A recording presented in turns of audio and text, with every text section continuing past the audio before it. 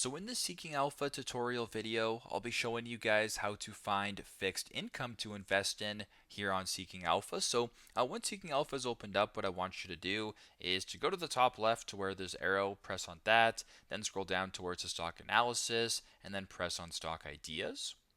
On this page, you can view a bunch of different analysis regarding a bunch of different stocks or other things. So in this case, you're looking for fixed income. Just scroll down on the left-hand side to where it says fixed income right here. Press on that.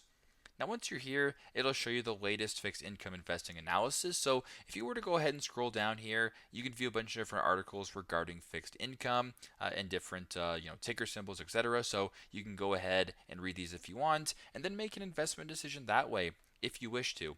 So it's completely up to you. But yeah, pretty straightforward, pretty simple. This is how to find fixed income to invest in on Seeking Alpha.